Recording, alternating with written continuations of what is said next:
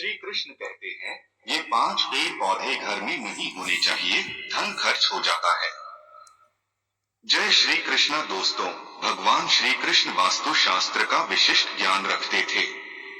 उन्होंने समय समय पर धर्मराज युधिष्ठिर को वास्तु शास्त्र का ज्ञान दिया।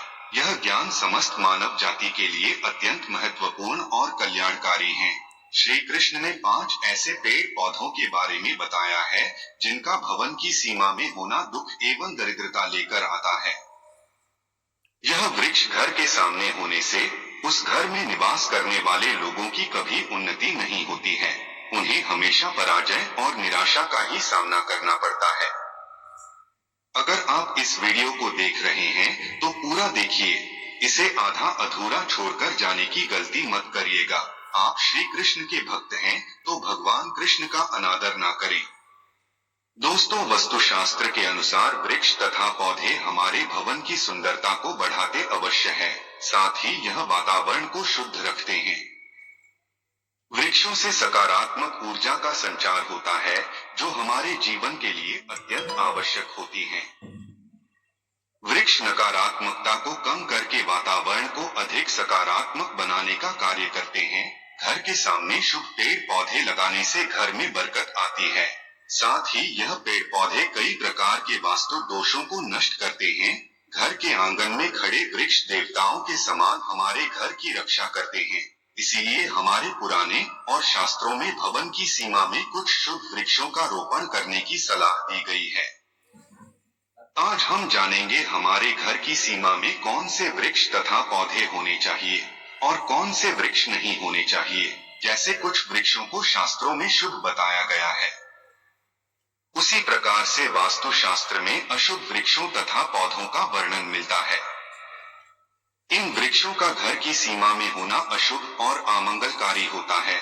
यह वृक्ष घर के सामने होने से दुख तथा दरिद्रता का ही सामना करना पड़ता है। इन वृक्षों के सानिध्य में रहने पर धन का नाश होता है, शत्रुओं में वृद्धि होती है, मनुष्य अपना मान सम्मान तक खो देता है। इसीलिए यदि आपने भी जाने अनजाने में अपने घर के आंगन में अथवा घर के अंदर ऐसे वृक्ष तथा पौधे लगाए हैं तो बिना देरी किए ही उन्हें तुरंत हटा देना चाहिए। सबसे पहली बात है, घर के मुख्य द्वार को हमेशा ही लताओं से, फूलों और पौधे से सजाकर रखना चाहिए।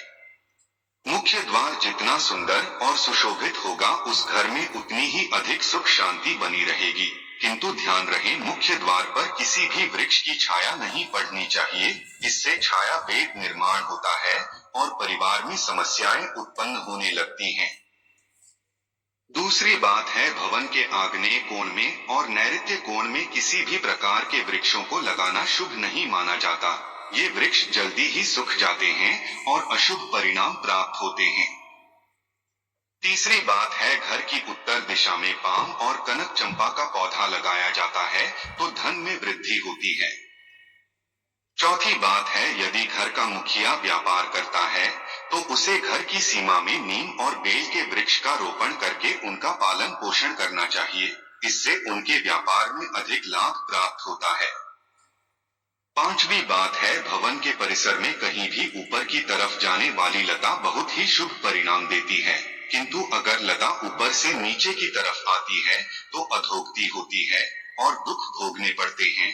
यदि इस स्थान पर कोई मनी प्लांट लगा हुआ हो तो और भी अधिक शुभ फल मिलते हैं। छठी बात है, केले का पेड़ भवन के लिए बहुत ही अधिक शुभ माना जाता है, लेकिन इसे घर के पीछे लगाना चाहिए। यदि इसे घर के सामने लगाना हो तो तुलसी के पौधे के पास लगा सकते हैं। तुलसी के पास केले का पेड़ हो तो धन संपत्ति में अकस्मात ही वृद्धि होती है, क्योंकि केले के पेड़ में भगवान विष्णु निवास करते हैं और तुलसी में माता लक्ष्मी का वास माना जाता है। आइए अब जानते हैं कौन से पेड़ पौधे घर में लगाना अशुभ होता है। सबसे पहले बात कर लेते हैं कांटेदार पौधों की। दोस्तों, आपको घर में कभी भी कांटेदार पौधे नहीं लगाने चाहिए, क्योंकि कांटेदार पौधे हमारे वास्तु को प्रभावित तो करते ही है, साथ ही इस तरह के पौधे घर के छोटे बच्चों को भी नुकसान पहुंचा सकते हैं। इसलिए घर में कांटेदार पौधे लगाने से हमेशा बचे रहे, क्योंकि इनके कांटे नकारात्मक ऊर्जा उत्पन्न करते हैं। लेकिन फिर भी गुलाब जैसे कांटेदार पौधे लगाए जा सकते हैं। परंतु गुलाब के पौधे को घर की छत पर ही रखें तो बेहतर रहेगा।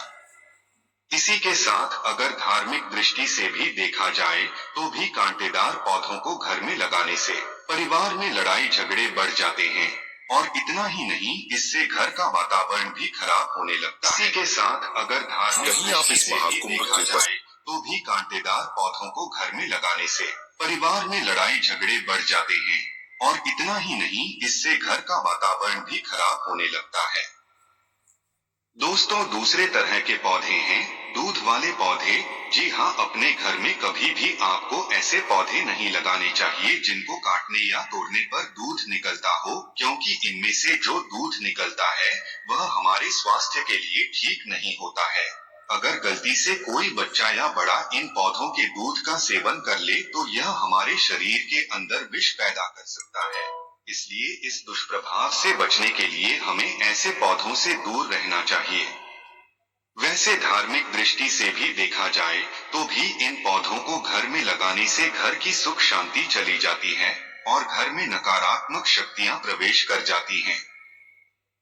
दोस्तों, इसी क्रम में तीसरे नंबर पर आते हैं मुरझाए हुए पौधे। आपने देखा होगा कई बार हमारे घर के गमलों में लगे हुए पौधे सूख या मुरझा जाते हैं, तो ऐसी स्थिति में हमें इन पौधों को घर से बाहर निकाल देना चाहिए। नहीं तो जब भी आप घर में मुरझाए हुए पौधों को देखेंगे तो आपके स्वभाव में भी परिवर्तन आ जाएगा। इसलिए घर में कभी भी सूखे हुए पौधे न रखें, उन्हें तुरंत बाहर निकाल दें। खासकर सूखा हुआ तुलसी का पौधा घर में कभी नहीं रखना चाहिए। तुलसी का पौधा हमेशा हरा भरा रहना चाहिए। सूखा हुआ तुलसी का पौधा दुर्भाग्य लेकर आता है। शास्त्रों में कहा गया है, जिस घर में तुलसी का पौधा सूख जाता है उस घर से लक्ष्मी चली जाती है। चौथा पौधा है बोनसाई का पौधा।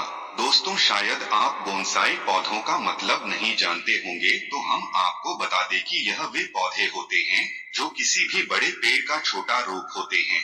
इनकी बखवार को किसी वैज्ञानिक तरीके से रोक दिया जाता है। इसलिए माना जाता है कि इस तरह के पौधे हमारे चारों तरफ की सकारात्मकता को भी रोक देते हैं। इसलिए बोनसाई पौधों को ना ही घर में तैयार करना चाहिए और ना ही बाहर से लाकर लगाना चाहिए, क्योंकि वास्तुशास्त्र के अनुसार यह पौधे घर में रहने वाले हर सदस्य का आर्थिक विकास रोक देते हैं। दोस्तों, अब बात कर लेते हैं बबूल के बारे में। आपको पता ही होगा, यह एक बड़ा कांटेदार वृक्ष होता है, इसलिए इसका पौधा घर में लगाने का सवाल ही नहीं उठता। फिर भी कोई बोनसाई करके इसको घर में लगाने की सोच रहा है, तो ऐसा बिल्कुल ना करें, क्योंकि यह वस्तु की दृष्टि से ठीक नहीं रहता। ऐसे पौधे सिर्फ हमें नुकसान पहुंचाते हैं, क्योंकि इनके कांटे बड़े हानिकारक होते हैं। दोस्तों, अब बात कर लेते हैं कैस्टर प्लांट के बारे में। कैस्टर प्लांट देखने में भले ही बेहद अच्छा लगता हो, लेकिन इसे दुनिया का सबसे खतरनाक पौधा माना गया है। इस पौधे के बीज 2 दिनों के अंदर इंसान की जान ले सकते हैं। इसे घर में लगाने की भूल बिल्कुल नहीं करनी चाहिए। अगर आप इसे घर में लगाते हैं तो छोटे बच्चे इसके बीज गलती से निगल सकते हैं। इस पौधे को घर में ही नहीं बल्कि घर के आसपास भी नहीं रखना चाहिए। अगर आसपास ये पौधा हो तो तुरंत इसे उखाड़कर फेंक दे। दोस्तों, अब बात कर लेते हैं बेर के पौधे के बारे में। कहा जाता है कि फलों में गिने जाने वाले बेर को खाने के लिए लोग इसे अपने घर में भी लगा लेते हैं, लेकिन यह गलत है। कहते हैं इसे लगाने से घर में नकारात्मक शक्तियां आ जाती हैं।